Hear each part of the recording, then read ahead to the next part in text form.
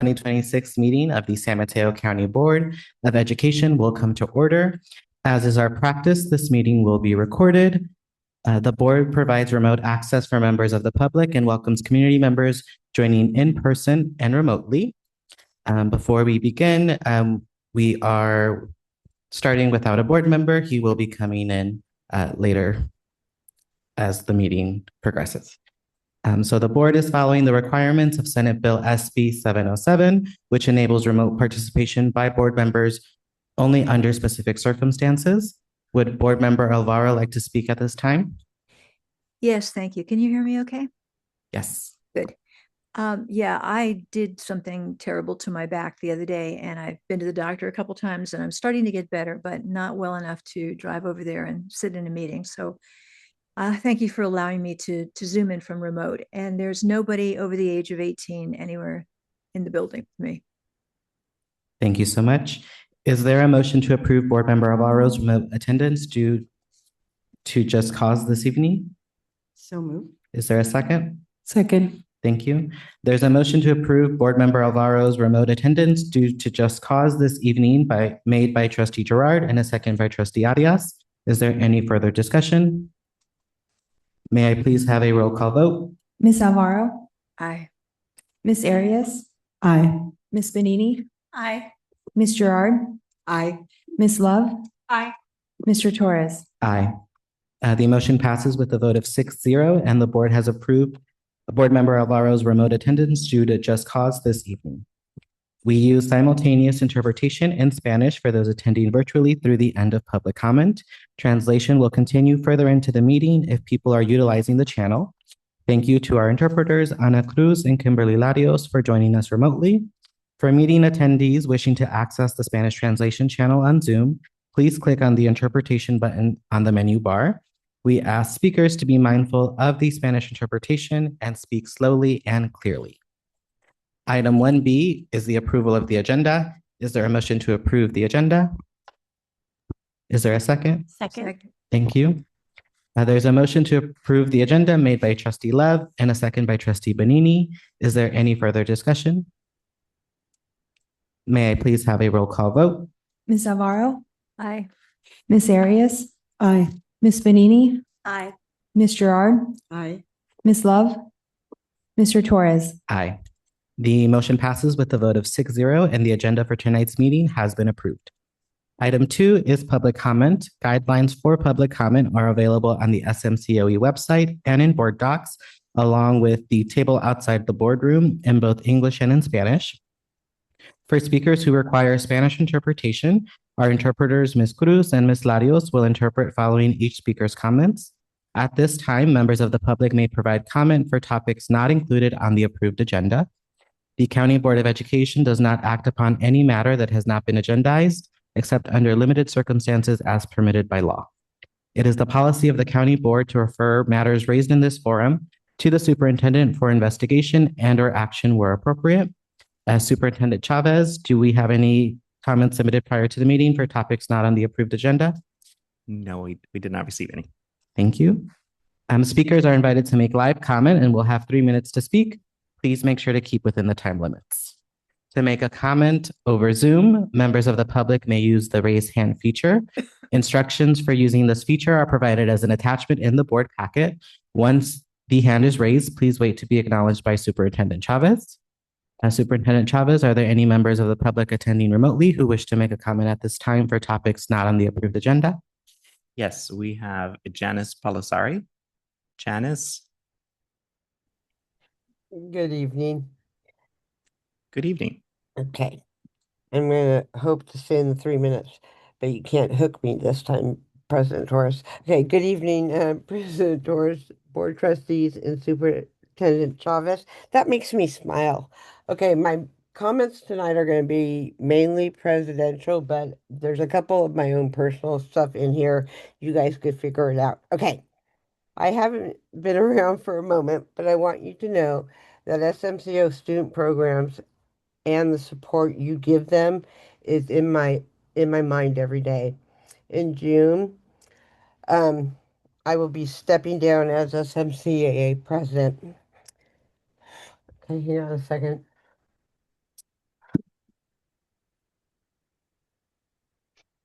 This board, this board has shown several times in the past several years, under Miss Bedini's, Miss Alvaro's, Miss Gerard's, Mr. Torres, Miss Love's support and unwavering faith that Gateway does have a place in our community, and my belief it always will.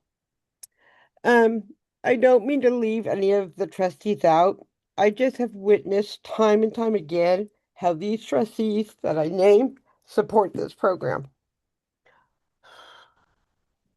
I received word by email that Dr. Jimenez will have an office within Corn Community next year to support that program and being the director of all programs.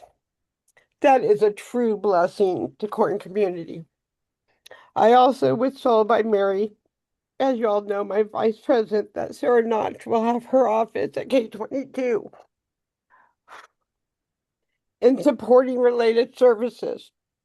After call tonight, with one of my representatives, I can't be more thankful, Sarah, that you're taking over related services, and we'll talk at a different time. Miss Alvaro, I remember being introduced to you at a board meeting.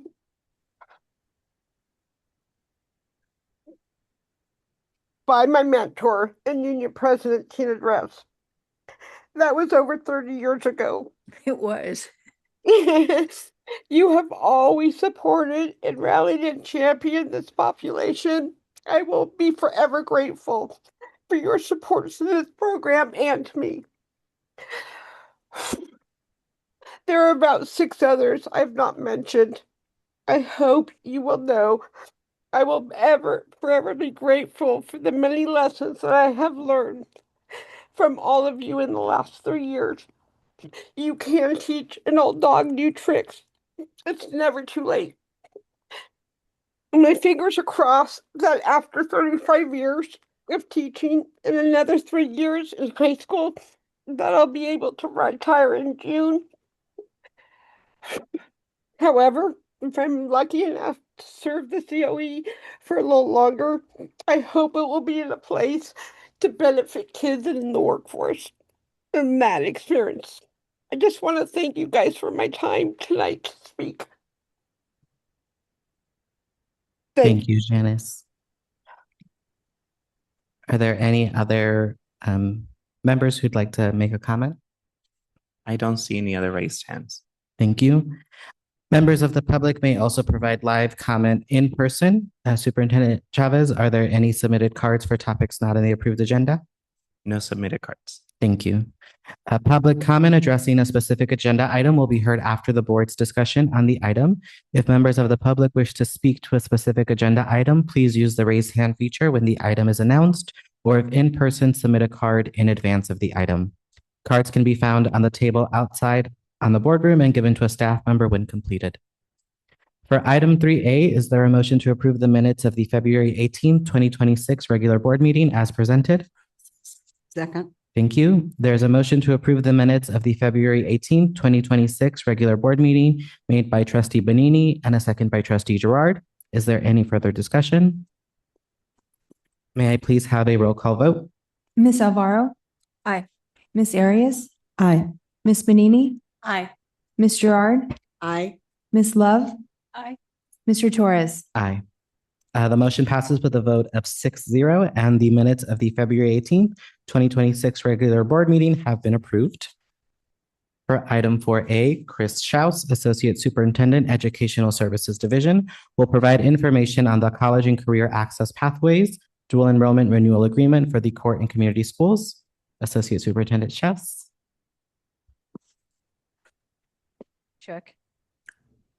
Good evening, President Torres, Board of Trustees. Before you tonight, generally you may have seen this in a different area, but we think as folks have changed in their seats as well, it's important to bring back. So this is a CCAP agreement. It's required for us to be able to be in partnership with our community colleges. Within our community college districts, we have CSM, Skyline, and Kenyatta. All of those schools are available to be able to support our Hillcrest students as well as our Gateway students within their college courses. The CCAP agreement in front of you is due to them as well.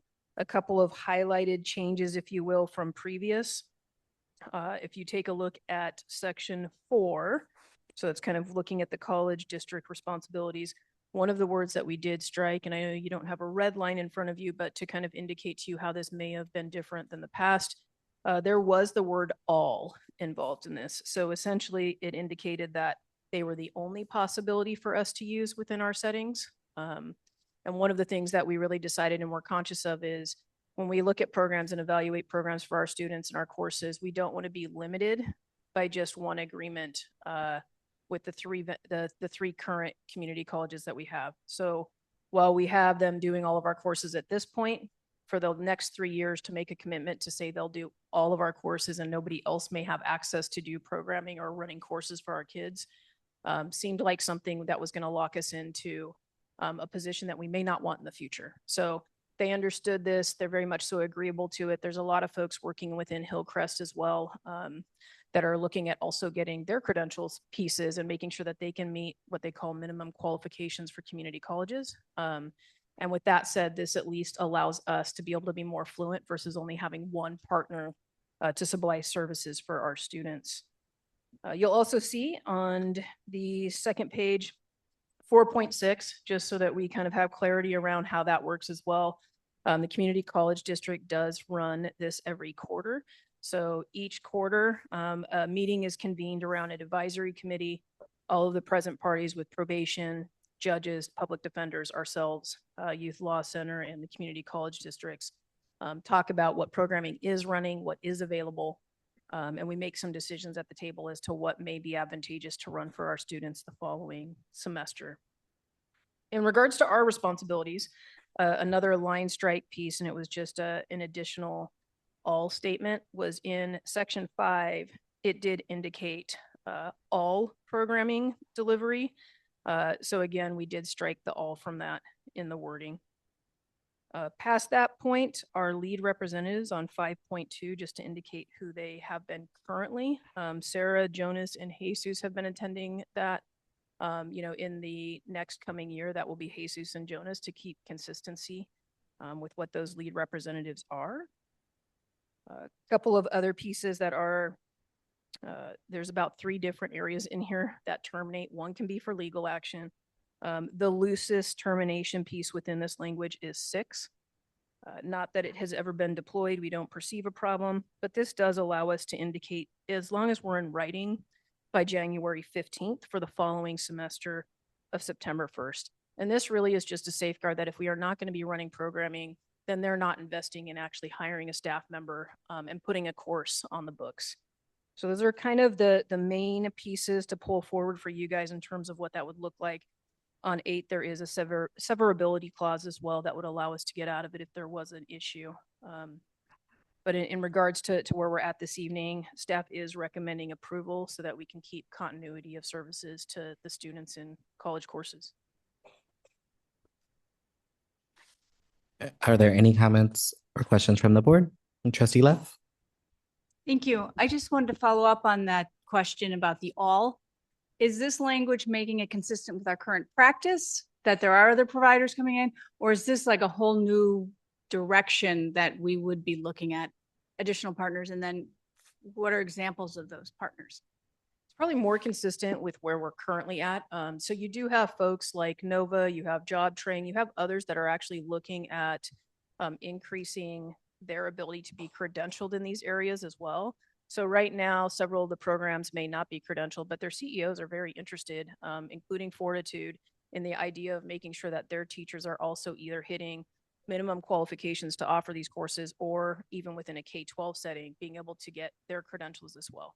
So this has been a model where we have supplied other programming. And if you take it back about 2 years ago, when the legislation changed for graduates within our system, we don't have a responsibility to have to meet the needs of our graduates other than informing them what their options are, but that's not good enough. And I think, as this board has supported and as we've moved forward, we've always maintained programming in this area.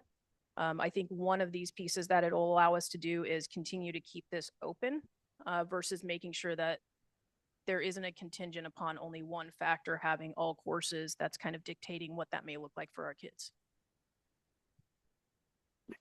I just had another question. In the past, it's sometimes been an issue that students haven't been able to complete some of their college work because they've been denied access to computers.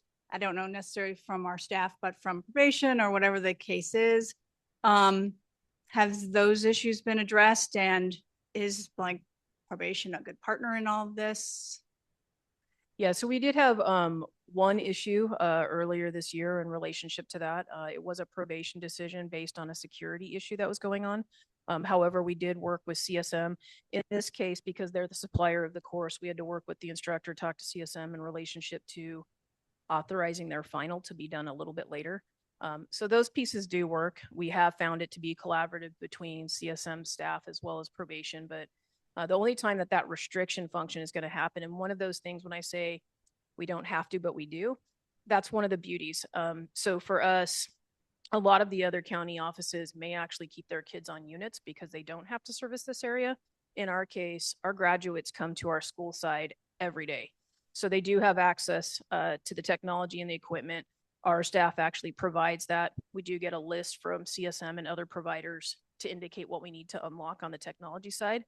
But if there is an issue with access because of the security piece, we've always been able to manage to either extend that piece for the students or allow them to kind of make up that work when we come back from potentially a spring break or something where we may not be in session, but the kids are still there wanting to work. Trustee Bonini? Thank you for going through the contract and actually for explaining the changes. One of my questions is, I think when you were talking about it, and I think Project Change, we've talked about it being also for Gateway students, and Gateway is not mentioned in this agreement. So I'm wondering why. You are correct. It's not mentioned in here. So the one that they were, and I have to go back and look at the dates for CSM as well. The one that is due, which came from the chancellor as well, was the one for Hillcrest. I'll go back and look. They're typically on a 5-year, so it is possible that we're off cycle with that one. Oh, so they're separate for each campus. Yes. Oh, that makes more sense. Okay, thanks. And then, well, just a comment, I think, whether it's practice or not, I think like changing the language to be non-exclusive is, sounds beneficial. And there are so many other programming that potential, that want to work with our students, which is great. I think that's great. I do wonder if there was any concern or if there was a discussion like, oh, will we not have enough students to sustain the program, or did they ask anything around that? Actually, I think the conversation was a healthy conversation, which is that there are so many folks that do want to help in this space. Yeah. Why do we need to choose? So one of the conversations we had was, how many classes would our community colleges be willing to run and on what days? So for instance, a lot of the community colleges run on Monday and Wednesday or a Tuesday and Thursday class. So there is an agreement to be able to work out as we schedule that other folks that want to work in space with our kids too with programming, that they would be able to do that. So once the course catalog comes out and we're able to schedule the college courses, the kids won't have to choose. They'll be able to take their class on Monday and Wednesday. And that even could be an AM, so their afternoon is open. But there's a lot of flexibility. Probation's been very open with the idea that our kids may be moving to different areas within the facility too, to make sure that they're able to do both. But at this point, I don't get the impression at all that anybody that's working in the collaborative is making it more challenging for any other person to support. Okay, and I just have one more question. Thank you. On 4.6, you pointed out the advisory committees that are like our responsibility to assemble. I'm just curious how often those happen and like sort of what's the purpose? Is it to to calibrate what's going on, to just check in? Like what happens at those? It's all of the above. So this actually, in this responsibility, it's the community college that puts this piece together. It's about quarterly. And within that quarterly break, everybody's at the table talking about, did that one work? Did it hit home for the kids? If they have a bridge program coming on. So there's also a shared information space where they may get more information about our context. Probation may know that their numbers are going up, or we're looking at releases. So how many courses should we run so that we don't have, only one student in a course, or things like that. So It definitely is both. It's shared progress both directions so that we're making the right decisions, but also looking at really what was the outcome of the student's experience? What was, they passed the class? Did we need extra supports? Those pieces. Thank you so Oh. much. Trustee Arias? Thank you for the explanation, and I think some of my questions were already answered. But I do have one, and this is more like maybe new to the information about Hillcrest School. In number 4, college district responsibilities, it talks about academic and post-secondary instruction through courses, and it talks about juvenile justice involved and formally involved youth in San Mateo. So my question is, when you say formally involved, is this students who have moved out? And is there a certain age that they're covered by this MOU to take classes? This is actually a combination of part of the question that Trustee Love asked as well. So to kind of extend the thought of what may happen in this case, they're referring to the formally involved, indicating that if we have a student that's in Hillcrest and their release time is prior to the end of a semester, in most cases, that student has been allowed to finish the course. So they've worked with the instructor. CSM has kept their account open. They do have to switch emails and those student profile pieces, but in most cases, all of our students that have left still have access to be able to finish that course. So they're just indicating that the student is no longer within the facility, but they still are going to finish out those courses. So is there a certain age that the coverage of the ages, does it have an age range? Sure. So in this particular case, it would be the last semester that they were in. So whatever they were currently enrolled in, they'll have rights to be able to finish Okay. that. The extension to that part would be, though, within transition services, we actually help them enroll with the community college so that once they finish that class and they've left, they could continue to take classes with the college as well. And those classes will be free? Yes, because they're falling underneath project change and project lead pieces. So long as they're in one of the programs, the college actually takes that piece on. Okay. And then will that also fall into 4.0 where it says including all the materials, equipment, supplies, even if they have left? Yeah, they actually get a mentor through project change and additional pieces. They have a specific counselor that also meets with them to make sure that their needs are met, but they are very well funded. So it's one of the areas where sometimes on the K-12 side, we end up not having the same kind of funding pieces, but Project Change actually has significant dollars to be able to provide to make sure that those aren't barriers or obstacles to kids completing courses. So is Project Change 18 and above or college age? I don't know how far down they go. I will say that they absolutely are in transition services. So for instance, anecdotally, I can tell you at least 4 of our students that exited around 22. So they are there for quite some time, including kind of getting their 2-year before they transfer into another program. But I don't know their exact baseline of, whether Like it's the 16 or 18. age is more like it's whether they were in the system and just exit the system. Okay. And then where is how many?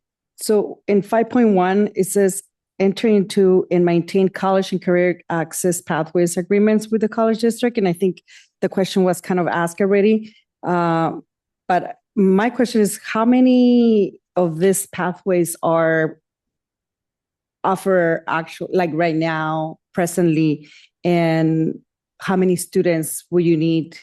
What if you have 3 students and each one wants like a different pathways, or how many pathways you offer, different interests? So this is actually one of those things in education where the same term means something different. So when we talk about career technical education and the pathways that we've used to been talking about in this room, or have been kind of in the immediate proximity, been talking about what our pathways are. So healthcare science, sports med, those pieces. In this case, they're not referring to the pathway as being an industry sector. They're actually referring the pathway from high school and that vertical alignment to the community college. So what they're saying is essentially in this agreement that we're providing a pathway or a bridge from the high school setting into the community college. So it's more kind of like that transition to Yes. support that transition from a high school kind of courses, education to the community college. Yes. So those are the pathways. Oh, okay. Okay, so then that would, okay. Sorry, I highlighted. Let me understand my notes. What are, yeah, it's same about the 5.7. It says develop a referral system for students who are released and on our probation to ensure an option to continue. So my question was, what are the ages of students? But like you're saying, is as long as they're within the system, they're continue to be served until that semester or that. Yes, and even further than that. So if they choose to continue, they are able to continue under Project Change. So on the this really is, and we do meetings prior to them leading as well, so they understand what the transition service is. But we help them enroll. We make sure that their paperwork is ready to go for the community college before they leave as well. But most are already enrolled with us in the community college before they even leave. So that number doesn't change. They're still enrolled as a student. Okay, great. Thank you. Trustee Alvaro? Thank you. Thank you for this presentation. I'm always so excited about these agreements being renewed. Just a little story from when I was tutoring some of the kids up at Hillcrest. And there were a couple of boys who were return visitors to Hillcrest. They kept coming back and coming back. And one of them got into some of the college courses. We had just begun our partnership with CSM at the time, it was just CSM, but we had just begun our partnership. He had a couple of college courses under his belt. He could see that he was going to go to that college when he got out. And he went home on leave. And when he came back, some of his buddies had gotten into big trouble and he had not. And I asked him, why? Why did you not go out with your buddies? And he said, because I have something to lose now. And it was just, to me, it was so telling that all the punishments or all the interventions, everything, what made the difference for this boy was that he saw something in front of him that he didn't want to lose access to. And it was because of this partnership with the college district, entirely because of that. So congratulations with continuing that, and thank you for continuing that. Thank you. And the con of going last is that I have to ask a question after that beautiful story. So sorry if I missed it. I was trying to understand the abbreviations of my own notes, but for 4.6, that advisory committee, would that be something that our subcommittee would be able to be a part of? I know it's listed as others, and I know we have community college, school district, something subcommittee, right? Yes. I'm happy to inquire. It isn't necessarily our meeting, so I'd feel uncomfortable going, yes, come over. Right. But I think just to check in with them and see if the community college has any issue or concern. But yeah, I'm happy to do that and send word through Superintendent Chavez. Right. I'm not on that subcommittee, so sorry if I signed you up for more work, but just an inquiry. Any other comments or questions from the board? Are there any from the public? None from the public. Thank you. Is there a motion to approve the CCAP dual enrollment renewal agreement for the Corton Community Schools? Is there a second? Second. Thank you. Lots of seconds. There is a motion to approve the CCAP dual enrollment renewal agreement for the Corton Community Schools made by Trustee Love and a second by Trustee Gerard. Is there any further discussion? May I please have a roll call vote? Ms. Alvaro, Aye. Ms. Arias, Aye. Ms. Benini, Aye. Ms. Gerard, Aye. Ms. Love, Aye. Mr. O'Neill, Aye. Mr. Torres. Aye. The motion passes with a vote of 7-0, and the CCAP dual enrollment renewal agreement for the Corton Community Schools has been approved. Thank you. For item 5A, the board will move to closed session for conference with legal counsel, existing litigation, Government Code 54956.9D1, name of case Omni Construction Services, Inc. versus San Mateo County Office of Education. Before we transition to closed session, are there any comments from the public on this item? No comments from the public. Thank you. Upon conclusion of the closed session item, the board will return to open session to report on any actions taken in closed session.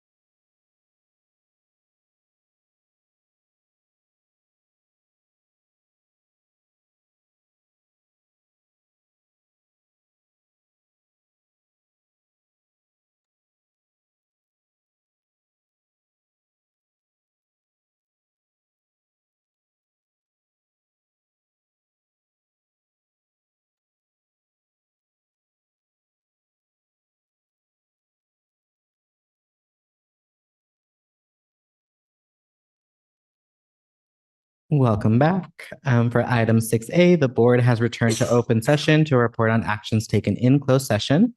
For item 5A, conference with legal counsel, existing litigation, governance code 54956.9 D1, name of case Omni Construction Services, Inc. versus San Mateo County Office of Education. The board voted to, by a vote of 7-0, the San Mateo County Office of Education approved a settlement with Omni Construction Services in the amount of $485,000. Moving on to our next item, for item 7A, Superintendent Chavez will provide information on updated superintendent policies 1340, access to county office records, 5125, student records, and 5125.1, release of directory information. Thank you, President Torres. Yes, so these three policies are coming before you.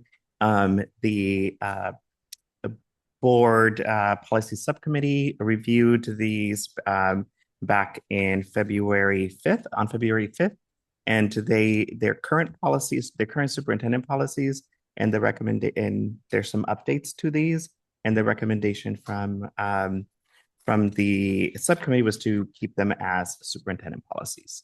So they're brought before you with information. Thank you. Are there any comments or questions from the board? I am seeing none. Are there any from the public? I see none from the public. There is no action to take on this item. For item 7B, we have superintendent's comments. Superintendent Chavez, do you have any comments to share? I do. I'll start off by that we want to express sincerely a sincereful gratitude for Mason Henricks. He's our coordinator for school safety and risk prevention.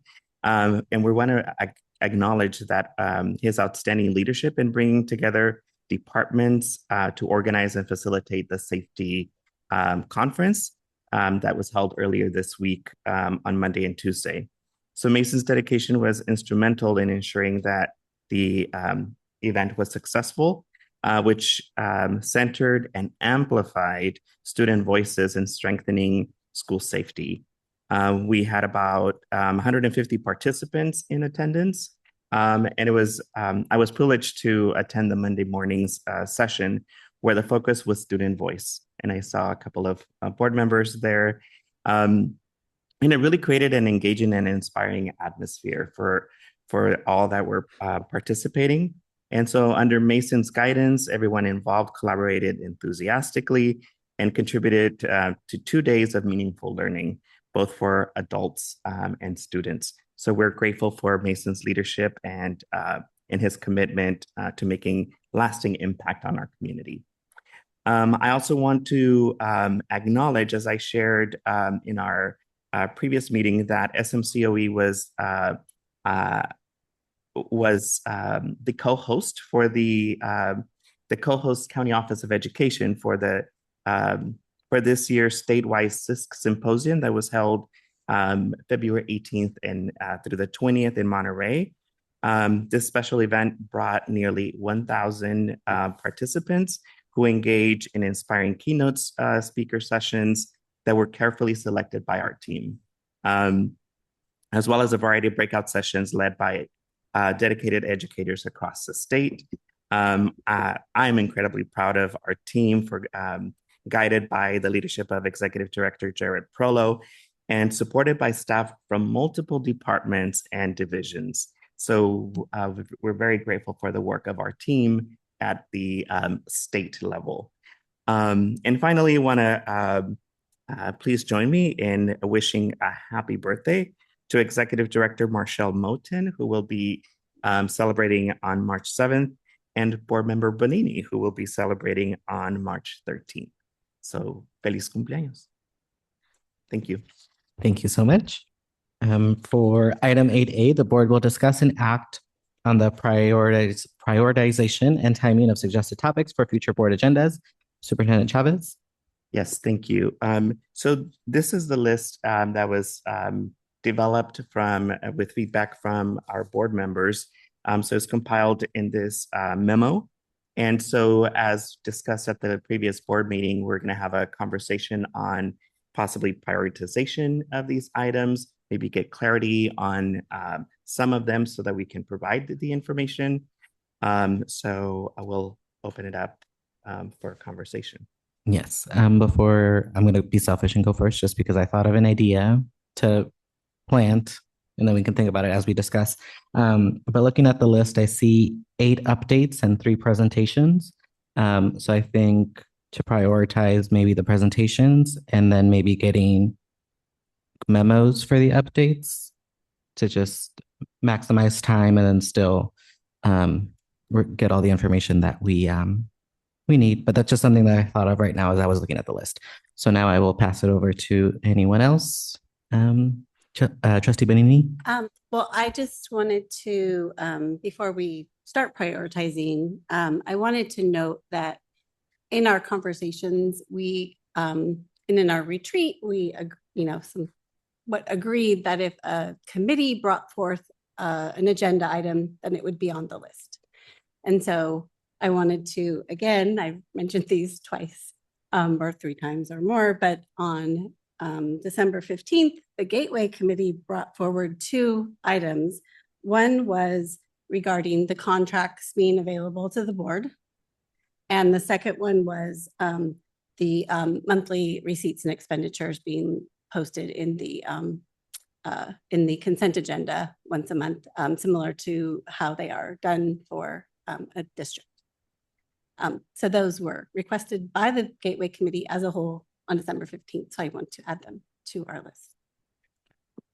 I will just note in the memo, it did say anything requested by subcommittees would be automatically brought forward. So I think good to revisit that hasn't been done, just so that way we can make that a priority as well.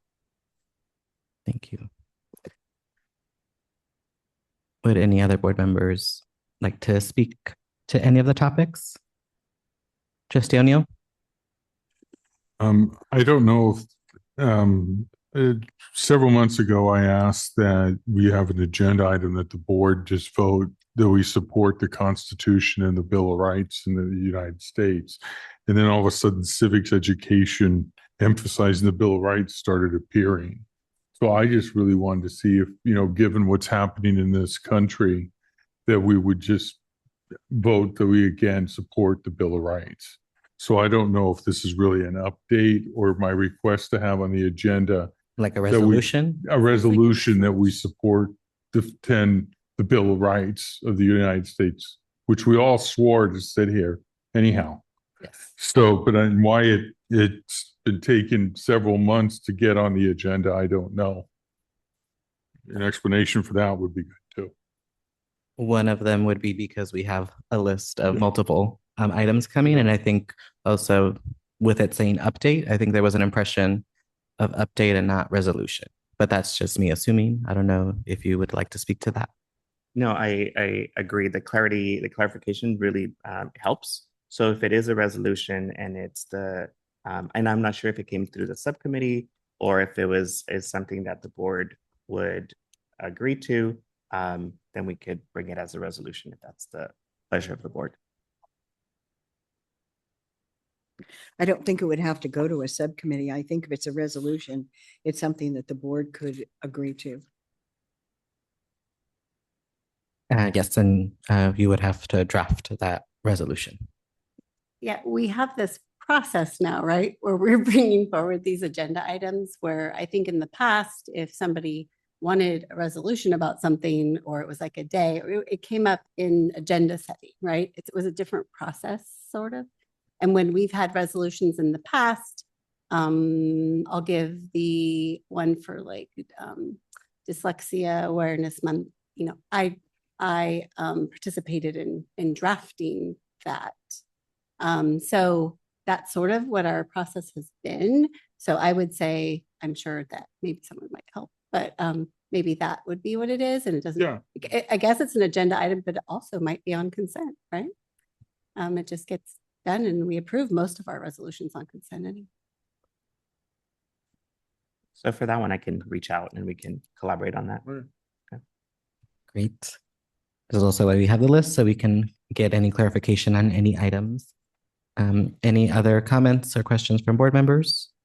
Um, again. Yes, go ahead. When I mentioned Rollins Road, not necessarily an update, but actually let's have a discussion on what do we want to do with the building. Because right now we have a multi-million-dollar asset sitting there, and unless things change, there's no nibbles. You have a vacancy rate of over 7% in this county for that zoning and over 24% for office space. So I think we as a board need to have a discussion on what do we want to do with Rollins Road. And that's more than an update. That's more, let's have a discussion on what we want to do in the future. Trustee Love? I think the update terminology is maybe not a good way to separate these. Like the cell phone policy update, I think that's an important topic. We should have a discussion here about what's going on. These are the ones that I had on my list. Same with the student board member liaison process. I'd like to hear where we are with that. And it's kind of been a confusing thing over the last week or two. So a memo is okay, but I think then that we need maybe a little bit more on that. Next one I had was strategic plan implementation, but it sounds like we might be covering that in the governance committee. So I would move that off my list right here. And then a United for Youth update. The other one I had was the Juvenile Justice Delinquency Commission presentation. Not sure what that actually is about, what we're looking for on that. So some of these, it was really hard to have a thought on that. Okay. They did reach out with potential dates to present, and they're just waiting for our approval for April. For who to present? The JJDPC. We've had that in the past. Oh, yeah, Yes. because we had that, that's the group that had the conference, Yes. but then the county office who does all the education wasn't even participating in that whole conference. So I'd love to have them come kind of explain that too. Yeah. Thanks. Trustee Benini? Oh, okay.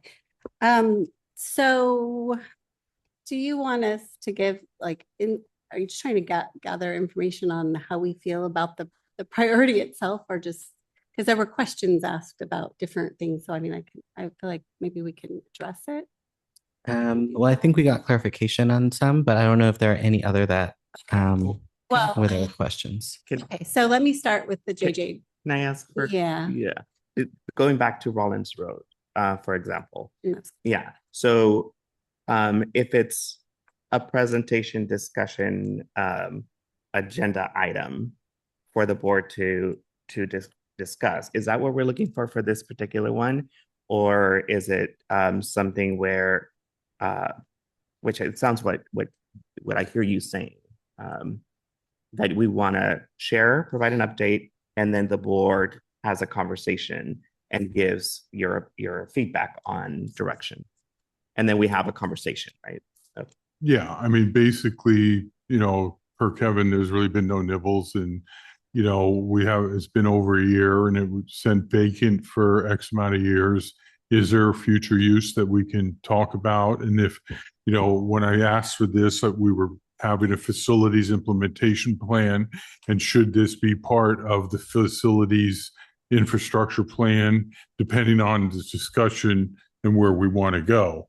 So I just wanted that building included in that in case the facilities plan move forward. But I think we do need to reassess, being there has been no interest in the property. I guess I should talk here too. No interest in the property. I think you need to look at it and figure out, what do we want to do? And if maybe it is just stays the way it is too. Trustee Alvaro? Thank you. I'm glad that Mr. O'Neill explained about the Bill of Rights, because I've had a question about that. I think having a resolution is a great idea and it's easy to do, but the way it has been presented on this list as an update confused me. So thank you for clarifying that. On the Rollins Road, I think an update is in order with some discussion, and then we probably have to have legal counsel talk to us about the process, because we had to have a 7-Eleven committee, which made decision as to whether it was surplus property, what we could do with it before we could rent it. We had a lot of discussion about whether we wanted to sell it. And at the time, Superintendent Campbell was really wanted to keep it for future use of a program that she had in mind that didn't come to fruition. So I think that having a discussion about it is a great idea. I want to make sure that we do have council involved in that discussion because there are some limitations that we have to work within because of who we are. So, and just, I know with surplus property, with Loma Mar, we went through a whole thing too with the 7-Eleven committee. So I just want to make sure that we have council talking to us about that because I think it's worth revisiting. What are we doing with it? It is just sitting there. And we didn't sign a really long lease, which at the time there was that option. And the reason we didn't sign a really long lease was, again, at the time, Superintendent Campbell thought that we might have some program that she wanted to move into the building in the next couple of years. So it is worth revisiting at this point because everything's changed. And then the only other thing I wanted to say is there's the last thing on this list, which is a presentation we haven't heard from the Office of Equity, Social Justice and Inclusion for a few years. And I think they're doing some interesting work and it would be good to have a presentation from them because we have it from, because of the LCAP, we have presentations from those programs and we've had presentations. I think it'd just be healthy to make sure we know what that department's doing too. Thank you. Trustee Lev? So just to clarify, we're using this time to explain the items on the list so that later on we'll go through each one and then vote on them.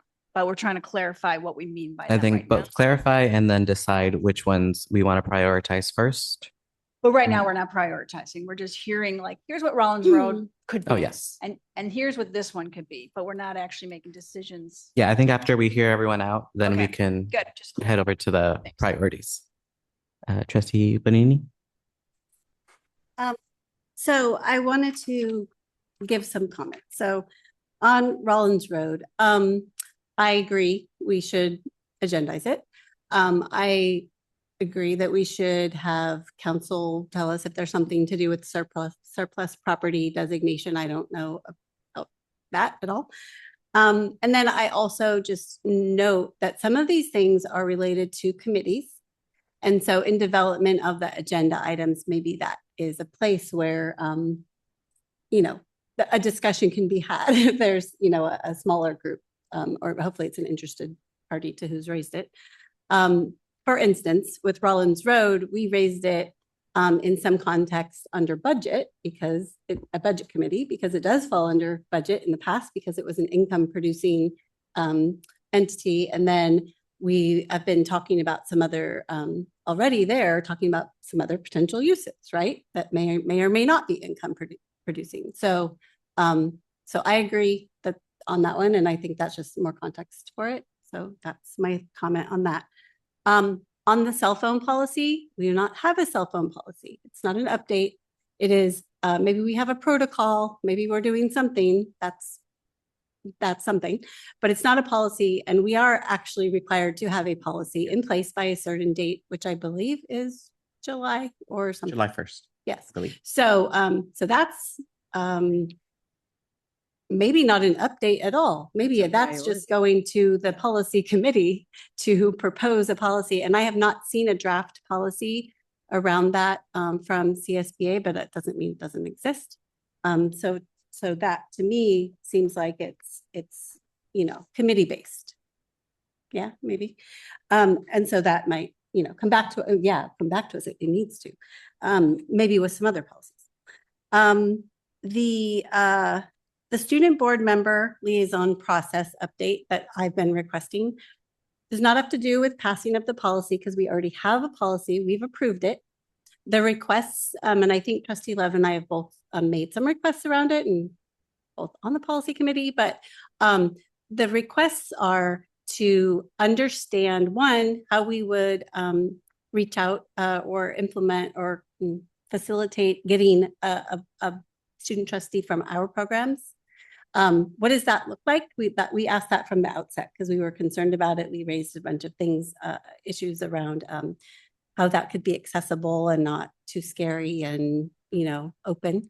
And so that's one thing. However, there are other potential liaison from the Youth Commission, and also potentially there is actually an opportunity within the policy for someone to apply who's not in our programs. And so I think with all of those different options, we probably should just have some sort of resource that students can access so that they know what to do, because we're reading it and going, what do we do? And if I'm a high schooler, I'm probably not understanding it as well. And we've gotten students reaching out. So I don't really think that's an update, but maybe it's, I don't know what that is. I mean, I think it's maybe an update, like can you help us find a resource or create a pathway? Yeah, I don't even know if it's I can legal. I share think with it's you. just a communication. I don't think it's like a legal thing. I think it's just like a communication piece. Right. And just to brief update on that we finally were able to connect with the Youth Commission folks. Yes. So Ian and I had a conversation.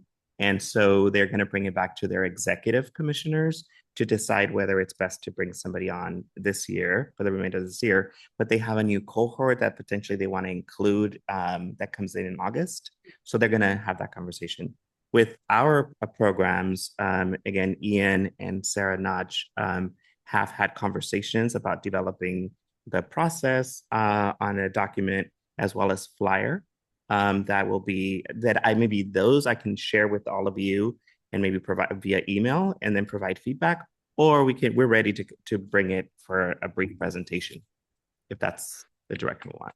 But there's been some movement there, and it was a bit challenging. Yeah, and honestly, I think it needs to be a presentation. Okay. If you can just, if you're creating it and then you want to share it with us, that seems, I mean, for me, I don't know if everyone else, but okay. And then I would also say that the strategic plan implementation, that's also coming up within the budget discussions, as to portions of the budget, which aligns with the LCAP, where they align with strategic plan. So I don't know what that looks like. And maybe that's a question for staff. Like, what does an update on that actually look like? Is it tied to budget? Is it a piece of that? Or will we maybe see that in April when we have our study session? Is that we're going to have an interim meeting, hopefully with the budget committee? I mean, so maybe it's tied in with that. I don't know if it's a separate item. Yeah, those are great questions. Deputy Superintendent Baltima has developed, and his team have developed templates where we can align department budgets to the strategic plan. So we're looking at those to see if that will provide the right kind of information to make decisions. The other piece is we're also capturing and highlighting in a matrix of sorts on our website, not our public website, internal, where we're capturing and monitoring the work that is being done that's specifically connected to strategic actions. So if that's the direction we want to go, we can bring that information forward. Or if we want to wait and have that conversation at the budget study session, we can explore that further there. Well, maybe when we prioritize, the board can give their thoughts on that. Sorry, I have a couple more. So on the CAC, a recruitment and for the SELPA, what I would propose with that one is that's something that, we've raised. Edith and I are the liaisons now to the SELPA. And so I think if Edith agrees, I think we should look into what that looks like. There are already documents that are recruitment documents that the SELPA has created in the past. I think that for our own process, I think we could look at that, and then we can convene maybe with you, Superintendent Chavez, okay, and come up with something that we might get approved by the board that we might want to propose. I don't know if that makes sense. Yeah. So it's future. It's not immediate priority, but I think we could work on that. Okay. And then I think the only other one I will comment on is the JJDPC. The JJDPC, for those who don't know, it's not just about a conference, which, you know, was held, and definitely there were invites that went out to people within the county office. So if that was, you know, there definitely was representation. However, that's not the issue. The issue is like the work that they do and how they're partners to us, and how they do what do they call them? Sorry, inspections, and how they have contact with FLY and with other organizations that bring them information about what's happening within the realm of our schools. And I think that knowing what they're doing helps us with what we're doing, and it's a partnership. And so we need to be, in my opinion, working on growing that partnership. And so that's why the request was made. And we have had those in the past that have been sort of a partner kind of presentation about, I think, what's going on in our schools. But I think this specifically would come from the JJDPC and sharing what they're working on, because they have a number of initiatives, and a report on what they did to create that amazing conference and the future of that and what that looks like. So that's what I see it as. And I think we don't have to do anything for that. They're going to come present to us. And as Yes. as President Torres shared, we did receive an email from a representative and offered some dates in April. So we'll work that. Okay, perfect. I don't have any more comments. Trustee Alvaro? Thank you. I just, good clarification on some of these. So on that CAC recruitment for the SELPA, I'm not sure what that's about. So if a committee can kind of take that on, is sort of like, is it something we're going to do? Is it something we need to take action on? Yes, Susan. It is. I've raised it in the past, and the solution that Superintendent McGee came up with was to propose someone to appoint to us from staff. It is in the Ed Code that all school districts are required to actually the boards select people to be on the CAC, and they are a body that's advisory to the SELPA and to the budget and to the plan that the SELPA creates. And it's embedded in the Ed Code, and it's supposed to be it's supposed to be all the districts in the county. Right. And so I will say that for at least 10 years, I have been trying to get the CAC to be representative of all of the districts. And also realizing that we are a school district as well for our court and community schools. It includes us, and we have that actually obligation to do it. Sure. Thank you for the clarification. So what we're looking at is our board appointing somebody from our staff to the SELPA advisory. No, it's defined in the Ed Code as to who you would, we can bring more information, but it's defined in the Ed Code as to who you might appoint. And it's a series, it's community members. It has their body has to have a certain number of parents with students with disabilities. In fact, Edith used to be a member of the CAC for 2011. In 2011, Yeah. she I went came back here in as a time. parent for Yeah. that, CAC. Yeah, for her district. And so so we're putting our heads together, and I guess our goal would be for us to do it. We also want to encourage other districts to get on board. And I'm sorry to be dense, but it's It's just okay. It's a little known thing. I mean, it's So what- obviously in the weeds, but it's required. if you and Edith were able to work with Superintendent Chavez, what you would bring to us is a recommendation to appoint or reach out to some people, or what is it we would be doing? So we ultimately would be appointing one or more persons to serve in that capacity. In the meantime, we have to identify a process by which we want to reach out. And we have an interesting group of parents, right? And community partners. And so it's probably related to Gateway and Hillcrest and other, and Canyon Oaks, maybe. And so we have to come up with the process of how people might apply for that. Similar, I guess, to a process of how students might apply to be a I got it. a board Okay. member, but we need to be able to reach out to those people to elicit, their interest in serving that capacity. So that sounds to me then, thank you, because I really was confused. So that sounds to me then like something that should happen offline. That in part, a- for sure. Yeah. And then be brought back to the board and say, here's the process, here's our recommendation. Board can discuss it and say, yeah, we like that process. And then it can begin to move forward. Yeah, that's my preference. My preference is that we together agree on a good process and then we implement it and then we then agree on appointing. And So it we do doesn't- that annually. It sounds less like something that needs to be agendized as an update and more like when it's ready. when it's ready. it's ready, then we'll take it on. Exactly. Yeah. Okay, thank you. Thanks. Superintendent Chavez? Yes. Thank you for the information. And I'm wondering, you shared that there are some processes already that we don't have to reinvent the wheel. So having those conversations and then maybe connecting with Associate Superintendent Dr. Mary Young, the SELPA, to see what processes exist, and then maybe we can work off of that. Yeah, there's a packet, so we can start. Great. Other comments or from the board?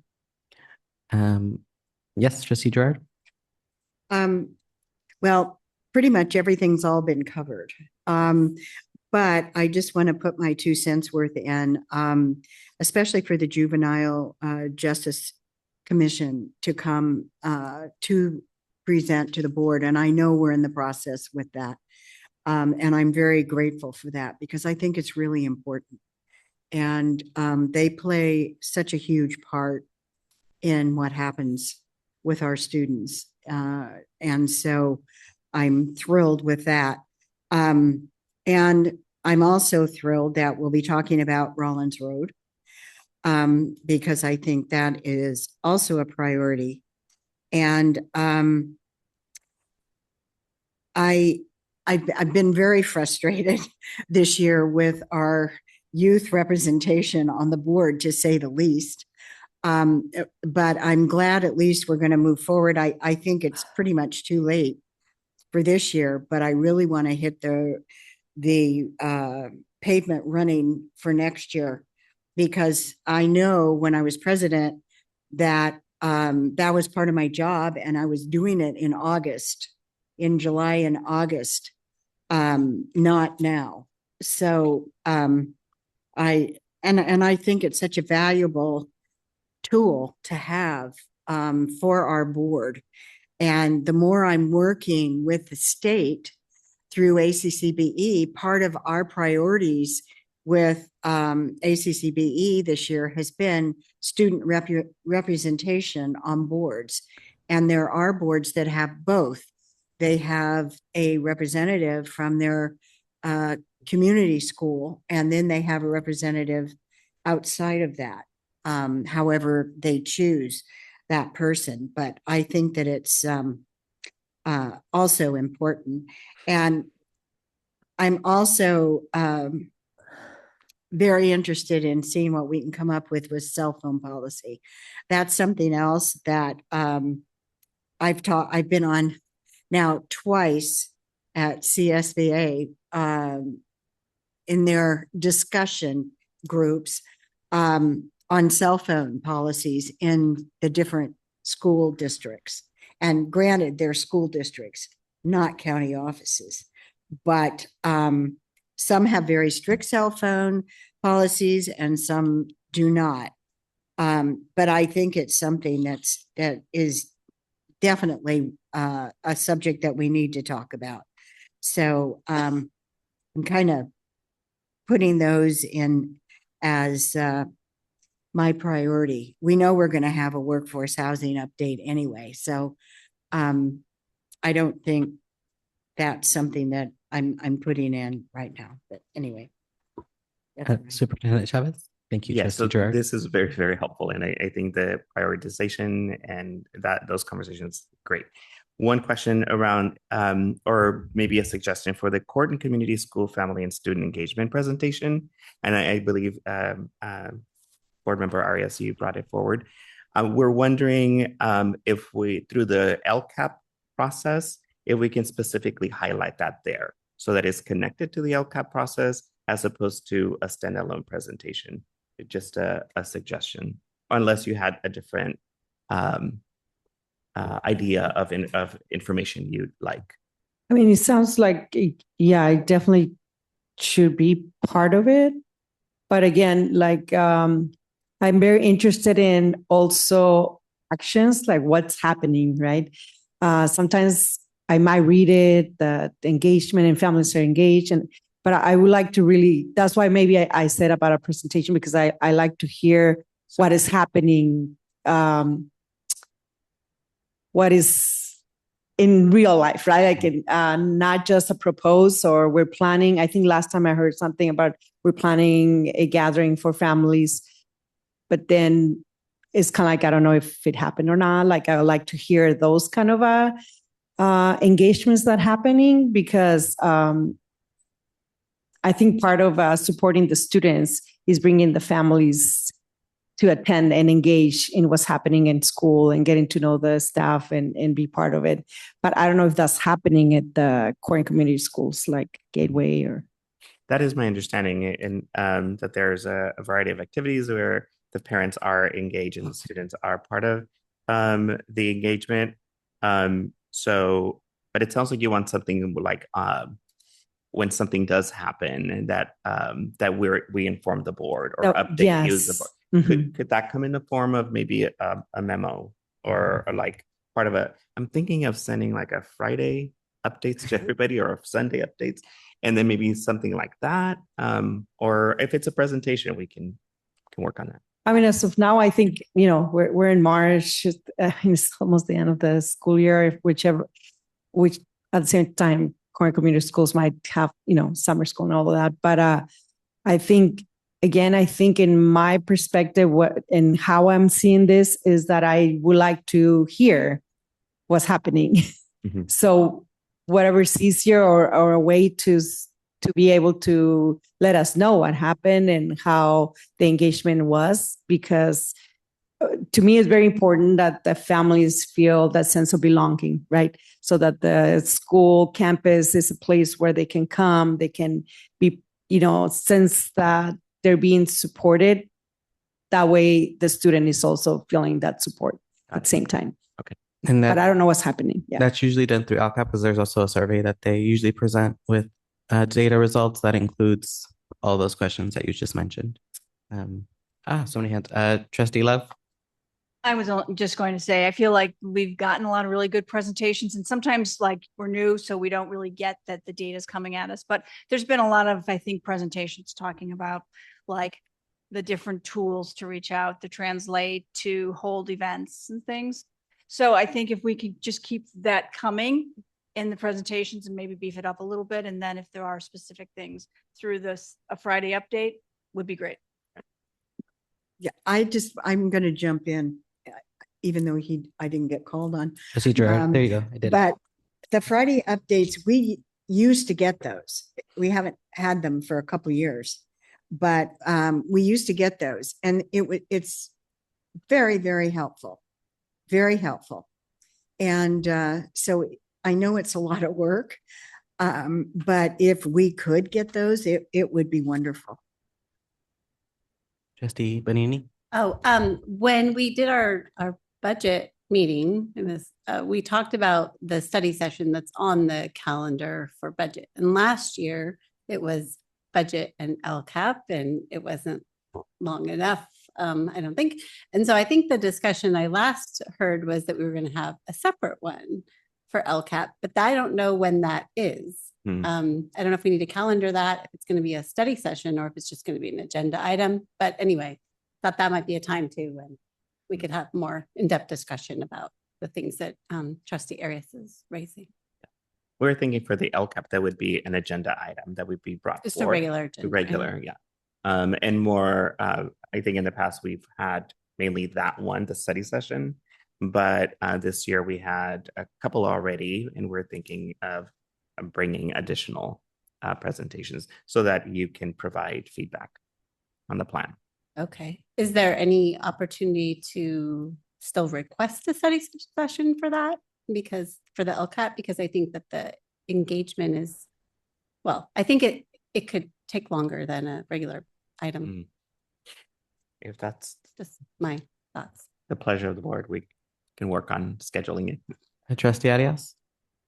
I just wanted to say, so that Friday update, is there anything that already goes to like staff or directors, or so you don't have to like specifically create something for the board, but you already, I don't know if there's internal Hmm. updates There- somehow.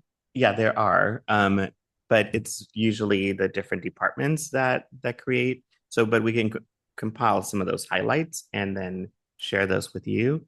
But it sounds, what I'm hearing is that we want to be very mindful of our court and community programs and actions there. We want to be mindful of some of these items that are here, that are outlined here. So that's what I was thinking. Try not to recreate the wheel, but I appreciate that. Yeah. Trustee Alvaro? Thank you. Also on the court and community schools engagement piece, especially for the people who are newer, I think when there's events, if there's invitations come to the board, we can't always make it, but it helps us know this is what's happening. And if I can make it, I can make it. And maybe one of us can show up, but that I think helps us to know, oh, this is what's going on, without going through a whole lot of extra work, just making sure that when there's something going on, invitations come to the board and we know about it. That's happened in the past, and I think it's been really useful. So, President Torres, I was going to make a suggestion. I've been redlining some things on here because I think Me too. we've discussed a few things that can be pulled right off this list, which is So I was hoping that after we finish discussing that, I just go through it one by one, just to make sure that we all agree on what we discussed, just to make sure, dot my I's and cross my T's. okay. So I won't say anything more if you're going to handle that, because I think there's a few things that we've said that this should go to a committee. Get Yeah. But I just want to go through it one more time just to make sure that that's what we agreed upon. So no one yells at me later. Yes, sir. No one yells here, but you know what I mean. Yes. I have one more comment. No one mentioned the United for Youth update, which Trustee Love, I think you requested that one, right? Did you want to speak to it, or like it for an update? But I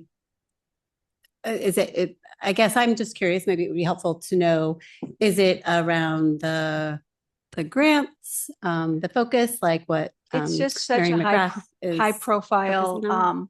thing happening in the county that the county office is Mhm. one of the leaders of, and everywhere I feel like I talk to people, they all want to know about what's going on and Mhm. such. So just having awareness of what's going on. I also think it's important for the board to really be a partner in that initiative, not just sort of its county office and then the board just gets an update. That if there's a role for the board or a member of the board to play in that whole effort, that we explore that as well. But at least knowing what's going on, so that, like when I was in Redwood City and they're talking about it and I'm like, I'm not really sure. Let me find out. Thank you for talking about it more so that I can understand. So would you be okay with like a memo as just like a starting point, and then based on what we get there, like a presentation later down the line? Because That's fine. And, but also like, not just, like a reality thing, like this is working well, but this isn't working well. Like not just all fluff, right? Yeah. Or like what's rolling out. yes. Okay. So if there are no other comments, I just want to go down the list just to make sure that we're clear and all agree. So first is the workforce housing updates. I think that can be removed and just be shared out during the subcommittee share out. Yes, I see nods. For the Bill of Rights, that would be a resolution that Trustee O'Neill will be working on. I did hear a lot of agreement for prioritizing the JJDPC presentation for April. Yay. So we can get back to them. I'm also seeing a lot of agreements to discuss Rollins Road. potentially also April, I think, to give staff enough time to put That'd be together great. some historical context for some of us, and then, yes, perfect. That the cell phone policy will be taken on by the policy subcommittee.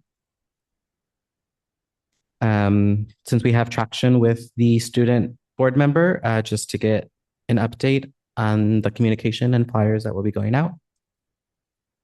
For the CAC and SELPA, that our liaisons will take that on and then come back when they're ready. That the strategic plan would be part of also the budget subcommittee as a starting point. Possibly at the, I'll connect with our core cabinet so that we can, because like I said, we just developed these budget templates and they're not quite there yet. But yeah, I think the plan would be to bring it to the budget study session so we can connect it there. But I think looping back with the budget subcommittee on that would be. Yes. But it Trustee was Love. also mentioned, I just saw the note from Ian about the governance subcommittee planning for that next meeting, and I think the topic was the strategic plan. Yes, I forgot to write that down. So Okay, thank you. so I feel like we've probably covered that too. Yes. Thank you. So that one will also go to the governance subcommittee. For the United for Youth, that would be an update or memo as a starting point. For our current community schools, for engagement, that would be part of our LCAP presentation, just a little more in-depth or information. And maybe on the Friday updates or Sunday updates, add some invites and action. I also forgot to write that down, but Yeah. yes, Friday updates. Thank you. And then I know Trustee Alvaro prioritize the Office of Equity, Social Justice, and Inclusion. I would also like to prioritize that one, given conversations around everything happening in our community. And then if we can get an update on the requests from the subcommittee that were made in December in regards to, I wrote it down somewhere. Trustee Bonini, can you help me remember? What was referred to as like the contracts portal, but access to know what contracts are in place for the county office, just for the board. Yes, and an update if the monthly expense report, because I know we have a new system, if that's feasible or If it's feasible, and also, I think it would be like a practice. I know, and some people might say, oh, we need to put that in policy, but it might just be a practice that we engage in. And then I would also welcome feedback from staff as to the time it would take and the pros and cons. Yeah. It's just a reporting type of thing, just getting reports. like something that this new system, I think we're assuming that it could like spew it out, something quick for us to just It kind would of be look at ongoing. It would be every month. consent agenda item and a place you could go find things. For facilities. No, What I understand is just contracts in general, or are they specific? Is this for budget oversight? issue? Yes, it's for transparency. but for budget oversight. Right, but we probably should look and think about the policy to make sure that's something within that we should be getting information Yep. about that since. Well, it would be I feel like it would be at the request of the board. That's why I wanted it brought for agenda item. They are public documents. There are policies in place that say we have access to them. And we, just like the public, could access any of them by request, but it would be much easier and we would avoid certain oversights that we've potentially could have. And I'll just use well, I won't make an example, but not knowing about something. And then, if we saw that it was there, we might have a question about something that is there that might not have come onto the agenda. And we might just ask it offline and then we would know, right? And then we wouldn't have to raise it. And then I'm thinking about it in Sure. terms of our budget study session, that it should help make that easier if we're looking at a budget more on a more consistent basis. But Well, yes. Okay, I guess I don't really fully understand it, but we don't need to decide that now. We can think about what. Right, yeah, We're I not going to think- decide if we're going to go down that route, but Right. what that would look like. So I think just an update, like if that's feasible for the new system to do and what that would look like, just so to see if, how that would work for us, and then we can decide from there. Yes. That's all I have. Superintendent Chavez, did I miss anything? No, your notes match mine. Yay. Thank you. Okay. Are there any comments from the public? I'm sorry. No comments from the public. Thank you. Is there a motion? For what? Yes, there. Is it an action? I don't think I think it was just discussion. Discussion and act. If we're going to bring certain things forward or certain items forward that we named on the list, we would need to. Well, I think sometimes they put discuss and act I think when the we really suggest- don't have to act. It's almost like just an sort of an approval, not an official vote, I think. If It's I like a consensus. Yeah. Yes, if I recall correctly, we had a conversation with Deputy Attorney Lisa Cho, Mhm. and she suggested discuss act so that in the event that you wanted to vote on it or vote on specific items, you can do that, or you can just leave it as a discussion. And I think when we meet to organize the agendas, we can work together on this off of this list. Oh, okay, great. So all good? Thumbs up? I need to see all thumbs.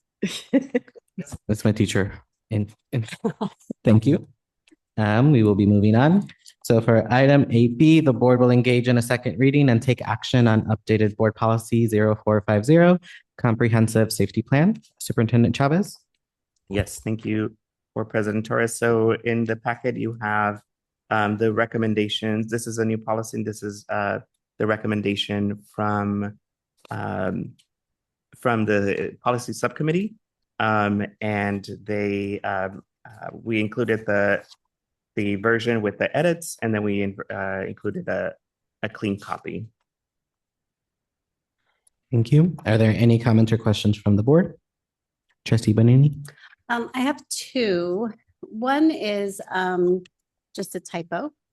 It is under, there isn't a very good reference, but it's under the section titled Safety Plans, Access and Reporting. And it's the only edit there. So it's just the word B is missing. So it would read, however, those portions of the CSSP that include tactical responses to criminal incidents shall not, and then insert B, publicly disclosed. Got it. Mhm. It says B? It is. in I'm the looking at the red version. line. Yeah. Okay.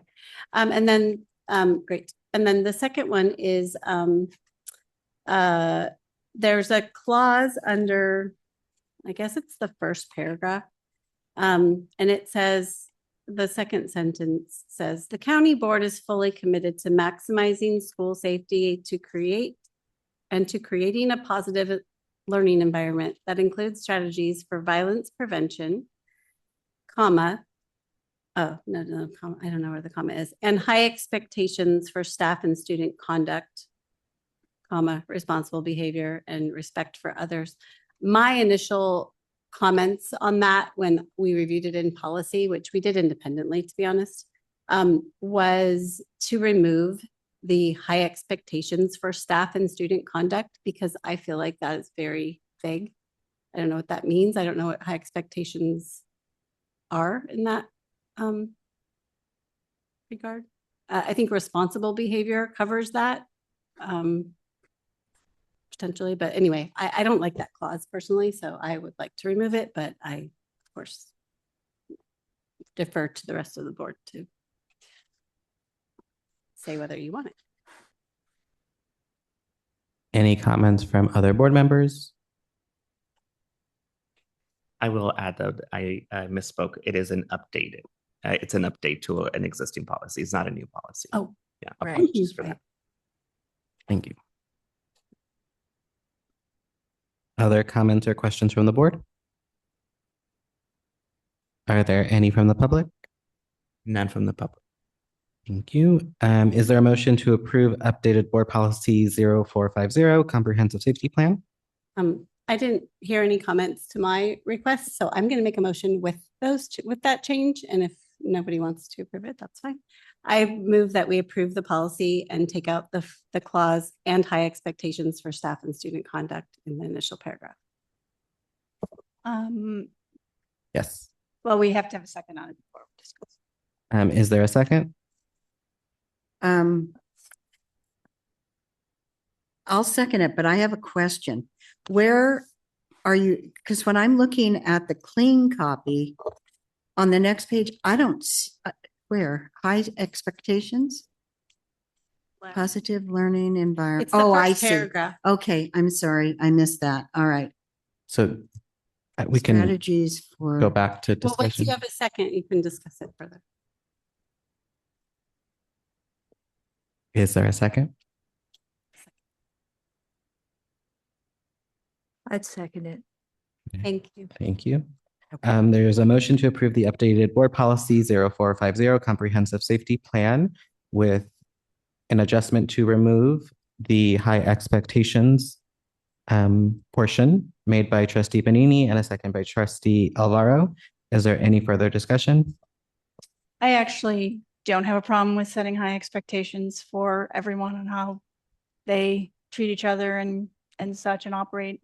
And I know the addition was staff. It had only set high expectations previously for students, but the CSBA version included staff. And so subcommittee agreed that to keep that in there. So I'm for leaving it as it is. And Uh, again, sorry. Go ahead. I would just repeat. I don't know what it's referring to as high expectations for conduct. In regard to safety. I am agree. I'm a fan of high expectations for all students, but I'm not, this isn't regarding academics. This is regarding behavior in the event of an emergency. So I feel like responsible behavior and respect cover what I would care about for that. I don't think it's concrete enough. Would any other board member like to comment? Trustee Can I, Arias? can I have clarification? So is it removing the words high and expectations, or are we removing the whole and high expectations for staff and student conduct? The whole. I've made the motion to remove that So entire clause. it would read between those. include strategies for violence prevention, responsible behavior, and respect for others. Correct. But we're not specifying for who the county boards. I don't have it in front of me, but I'm wondering if the administrative regulation would provide some clarity to that clause. It's an introductory paragraph. You know, it doesn't say, I mean, it is fully committed to maximizing school safety and to creating a positive learning environment that includes strategies for violence prevention, responsible behavior, and respect for others. But I guess I like the staff and student conduct because it says who we're talking about. But is that a strategy? Well, I think. Right? It's like, it says strategies for violence prevention. No, it's comma and high expectations for these things. Excuse me? Violence prevention. Strategies for violence It's a prevention. list. Strategies for violence prevention High expectations for these things. and high expectations for staff and student conduct, responsible behavior. I mean, at the very least, it's very awkward and it's not, that's what I wrote in my comment to Superintendent Chavez at the time. I don't think it's I don't think it's grammatically correct if you're saying that it's referring to responsible behavior and respect. Could the staffing student be at the end to make it If you want it to refer to staff and students, you could include probably- strategy for violence prevention, responsible behavior, and respect for others amongst students and staff and students? What if you Sorry. took out just the high expectations and put strategies for violence prevention for staff and student conduct, responsible behavior, and respect for others? With that, Trustee O'Neill? I have to agree that I don't think it flows very well. And what if we put something like positive learning environment that includes strategies for violence preventions, appropriate and responsible behavior and respect for others for staff and student conduct? Just kind of like change I it will just around. add that the motion included just to remove and not to add or, Well, we could make it a motion if it was. Right. But I just Um, wanted to remind folks, Superintendent Chavez? Yeah, as I'm reading it more carefully, it just feels like it's missing It's something. awkward. I'm wondering if we say, and high expectations for staff and students connected to conduct or related to conduct, responsible behavior, and respect for others. No, that makes more sense. You say it again. And high expectations for staff and students, either connected to conduct, responsible behavior, or related to conduct, responsible behavior, and respect for others. So we just add the word connected to or related to. Trustee Love? That works because the high expectation is for those next three things. So your gets at that as well.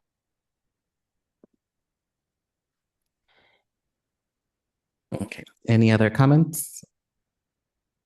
May I please have a roll call vote? so what are we, Wait, what are we voting on? We didn't amend the motion. So if we vote no, could we go back and start over? Sure. I mean, at this point, I mean, I don't agree with that either, so I'm not going to vote for that. But, you know, I think it needs some work in terms of the way that it flows. And I don't think it's, you know, something I want to die over, but it isn't phrased well. And I don't think I agree. I agree that the strategies should be the lead-in for violence prevention and strategies for for the behavior and respect and strategies to promote that. Strategies or high expectations, I think that they're, I don't know why it needs to say high expectations there, honestly. Trustee Alvaro? Thank you. So as I recall, from discussions with our council, we have to approve this and get this on the books by a deadline, which is like next week. My suggestion is we approve it the way it is, and then the subcommittee can go back and look at wordsmithing a sentence and bring that back to the board later on. But we approve it now the way it is so that it is on the books that we made the deadline according to Ed Code. So that would be an entirely new motion. Is this, Sure. is this? It would what? be, but That's- I don't think this is the policy that had to be approved. It was a superintendent policy that already needed to be submitted by March 1st. Yes, But- Board Member Alvaro. Yes, the one that we approved, the superintendent policy that we approved at the last meeting was the one that needed to be uploaded by March 1st or approved by March 1st. And we did that. This one doesn't have that timeline. So we can also bring it back for a third reading. why don't we just do that? Bring it back for a third Yeah. reading. In the meantime, maybe the board policy subcommittee can meet and wordsmith a little bit, or maybe a couple of you can make some suggestions to Superintendent Chavez, and we can come back with a sentence that works for everybody without having to try and do it live and in person. I withdraw my motion. Thank you. And do we have to- I move Yeah. that we bring this item back for a third reading. Is there a second? Second. Thank you. There is a motion to bring this back for a third reading made by trustee Benini and a second by trustee Gerard. Is there any further discussion? May I please have a roll call vote? Ms. Alvaro, Aye. Ms. Arias, Aye. Ms. Benini, Aye. Ms. Gerard, Aye. Ms. Love, Mr. O'Neill, Mr. Torres. Aye. The motion passes with a vote of 7-0, and the board policies 0450 comprehensive safety plan will go for a third reading and then come back to the board. For item 8C, when an ad hoc subcommittee meets or a representative attends a meeting related to their given assignment, board members may choose to bring a report to the board at this time. Would any board members like to report out? Trustee Alvaro? Just quickly, we are on for the next meeting, which is the 18th, for the Y to present to us about the new buildings up at the camp. They will be here. Thank you. Other report outs? Trustee O'Neill? The housing subcommittee met at a building in San Mateo, and we're awaiting documents to do further exploration and consideration for it. Thank you. Trustee Benini? The Gateway Subcommittee met yesterday and we addressed a few items, some of which the board has already heard about, and we have a follow-on meeting to address the rest of our agenda. Great, thank you. Other report outs? Are there any comments or questions from the board for the subcommittees that reported out? I'm seeing none. Are there any from the public? And none from the public. Thank you. There is no action to take on this item. For item 8D, board members will comment. Trustee Alvaro? Thank you. I wanted to wish Chelsea a happy birthday next week. We won't be here, but happy birthday. And then just a quick comment about the Juvenile Justice and Delinquency Prevention Commission. Yes, it's important that we hear from them. They are partners. For about 16 years, we had a representative who sat on the commission. We were appointed. I did it for 13 years, and then Rhonda Chicato did it after me. And then she had to step back because of a conflict with a contract with her nonprofit. And since then, we've never had anybody.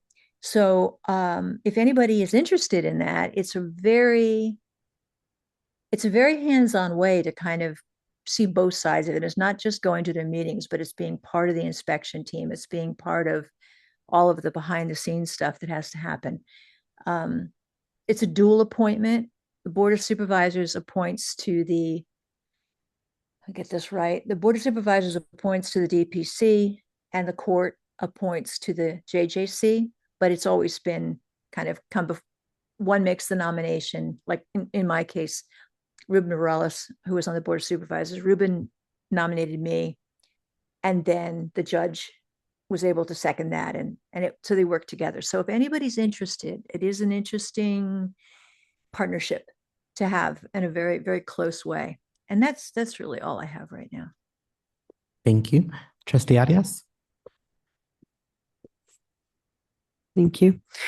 I just want to report that on February 20th, I visited South San Francisco Unified School District office, and I met with Superintendent Dr. Moore and Board President Pat Murray. And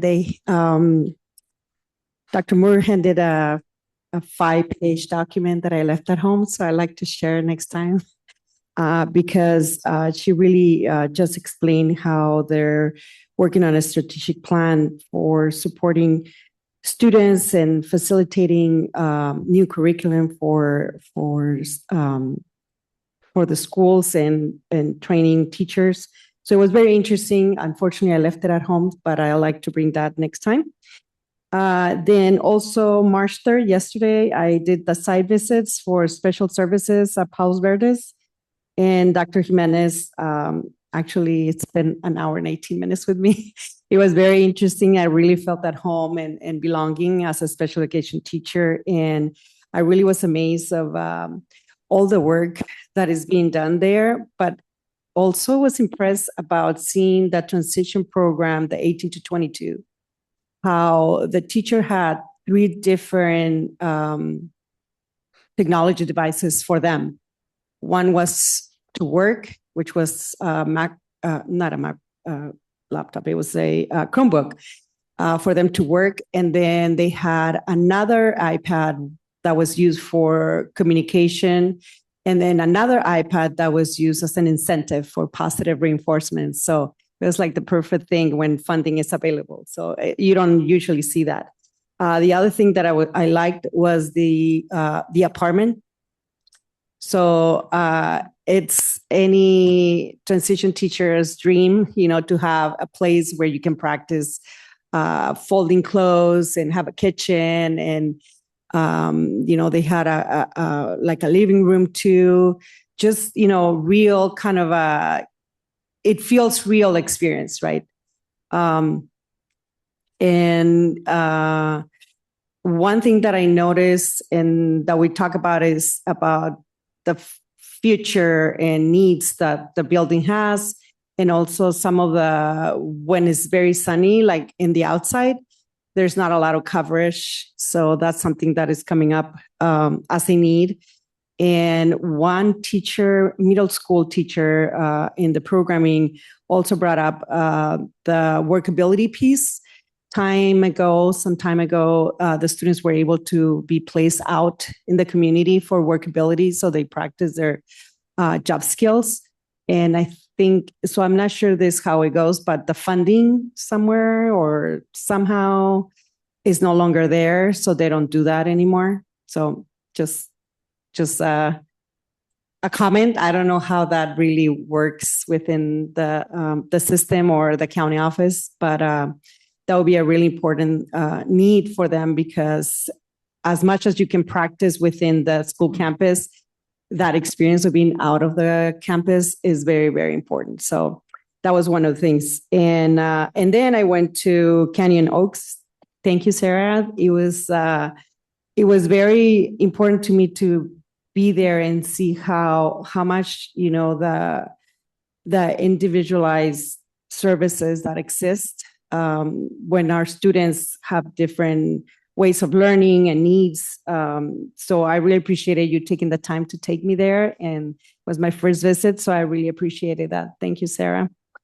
And after that, I had my first meeting with the Gateway Subcommittee. So thank you for that too. I am hoping to learn a lot more about the Gateway and the processes that happen in there. And happy birthday, March 13th, to Trustee Bonini. Thank you. Thank you. Trustee Benini. Oh, thank you. I want to wish or express congratulations, I should say, to San Mateo Foster City School District for yet another amazing ribbon cutting for a new multipurpose room, which was on the 24th of February at Parkside Montessori. They've had a number of these through their amazing support for their bonds, and it was this beautiful, beautiful room. And the speech, one of the speeches that was given by one of the students without notes, it was amazing. So we could all hope to be that amazing at public speaking for sure. That was on the 24th of February. That same day, I was able to join some staff members and also Trustee Gerard at the PTA Founders Day Luncheon. And that was really, really nice to be able to go to. They were, giving an award, of course, to Superintendent McGee and also to former supervisor and many other things, Dave Pine. And it was pretty inspirational, and it was a pretty good turnout there. And then I also on that day was able to go to the JJDPC meeting. I do try to go as a liaison, even though I'm not a member of that commission. And they had a presentation by an organization, which I don't have in front of me, but it was a workshop essentially for spoken word art. And it was, you were able to participate in it, whether you were on Zoom like me or you were there. And it was really a program they're trying to bring into many of the juvenile justice settings. And it was amazing. And I did participate and it was very impactful. But if, hopefully they might share more about that when they come to do the presentation. But I think it is something that if there's any way we could, support doing something like that for the students that are our students, it would really be life-changing for them. What else? I had I would say, absolute pleasure of going to the safety conference here at the county office the last couple of days. I wasn't able to go to every session scheduled, but I came for both days. I saw both keynotes, and it was truly inspirational. And I thank, Mason for that hard work, as you already have. It was amazing.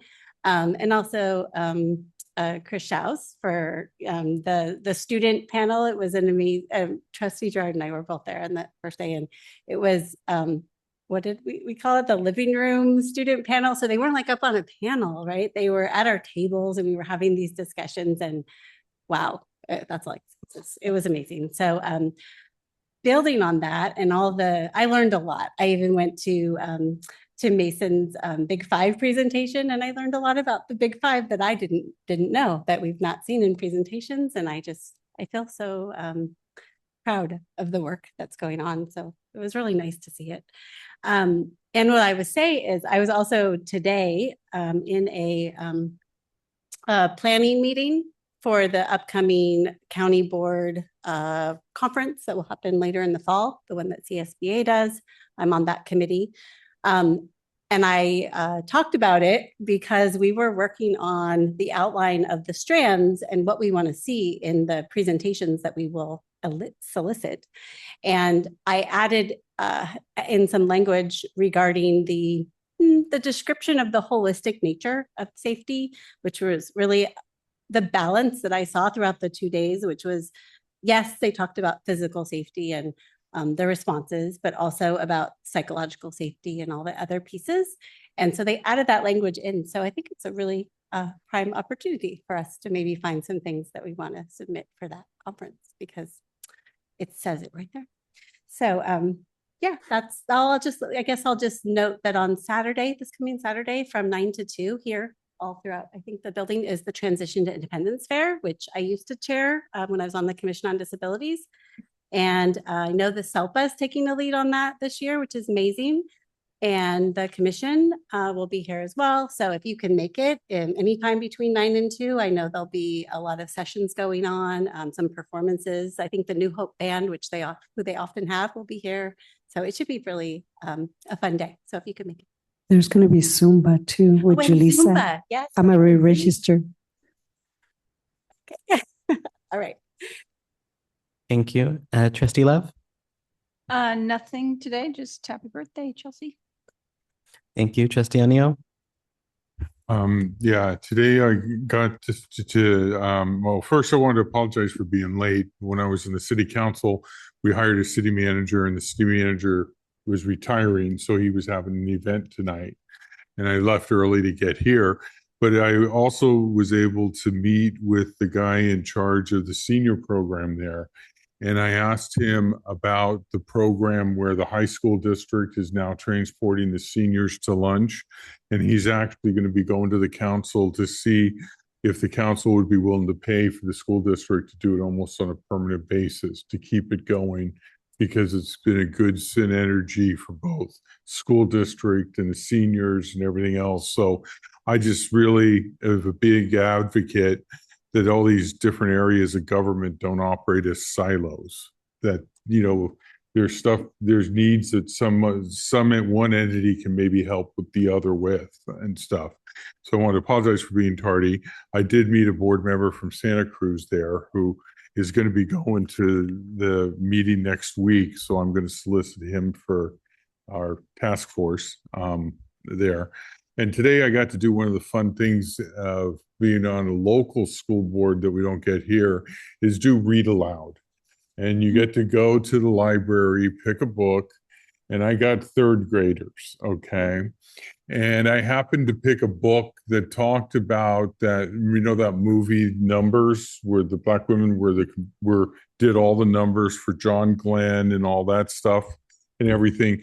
And the questions third graders asked about space and astronauts, and they really brought back a moon rock and, what'd they do with the moon rock, and stuff. It really makes you realize why you want to work with kids and what you can do with them. So I always enjoy that. And then, of course, I've signed up for the Oceana Senior Evaluation, and I might be bad, but I thought I sent it for Jennifer to send to all the board members. And so I don't know, maybe I'll resend it. I forgot. Oh, okay. I'm doing it. Yeah, she did it last year and she thoroughly enjoyed it. loved it. And actually, my boss, the supervisor, did it last year, and he wants to do it again this year because he really get to see, the good kids, and Sarah's son is going to be there and getting evaluated, and because he's graduating from Oceana. So I really would encourage any of our board members, if you can do it, it's March 27th, to do it, because it really is cool to see these kids. That's the training, is March 27th. No, that's the event. The training, there was one that was supposed to be today, but it got rescheduled. But then there's 2 training days that you can choose which one you want to go to. Yeah, I'm signed up for one, but now I don't know. Yeah, but anyhow, March 27th is the date they're doing it. It goes from 9 to 3. But I would strongly encourage anybody that wants to go see good kids. Been working on this for 4 years. It's really kind of cool. Thank you. Trustee Gerard? I'm looking at finding out when I'm supposed to be in Oceana. I'm sorry. I am signed up for that, so I'm very excited and I highly recommend it. I think I did 2 last year. I think it was 2, not 3. And I really, really thoroughly enjoyed both of them. Very different students, very different presentation styles. Very interesting. Very, very interesting. I did go to the ACCBE conference in Modesto, and it really was very, very informative. They had 35 people, and we actually had 50 almost signed up, but we ran into weather. And because it was in Modesto, we had a lot of mountain boards that were supposed to come, and for one reason or another couldn't. They had fallen trees and they were snowed in and no electricity and all kinds of things. But it was a very, very informative conference, and I highly recommend the board attending either the one in Riverside or the one in Ukiah. All 3 of them are going to be different, and they're all, there's a couple of things that are the same, but most of them are geared for the area where they're being held. And I think the one in Ukiah is really going to be interesting because they're having some presentations on the Indians and the students. I'm going to that one. Yeah. So I'm excited. Yeah. And so I think that'll be excellent. I also went to the 17th District PTA luncheon and was so happy to be there, to be able to be there for the recognition of Nancy McGee and also Dave Pine. And then the next day, I went to the Chamber of Commerce 128th celebration or something, wasn't it? I brought it. Yes, celebrating 128 years, the Chamber of Commerce. And Nancy also received an award, and she received the Tom Moore Champion of Education Award, and she was able to attend both functions. So I'm so happy that she was able to be there. I also went to the Safety Symposium on Monday. I was not able to go yesterday, but It was excellent. And the presentation with the students that Chris Schaus did on Monday morning was so different than anything that I've participated in, where every table had a student sitting. And then we had table discussions with our students. Questions were put up and asked, and we were able to get the students' perspective on a lot of the questions. And, you know, you think you know it all, and then you talk to the students, and guess what? You don't. Their perspective is very different than what you thought. So it was excellent. I really enjoyed it, and then attended 2 other presentations that were excellent as well.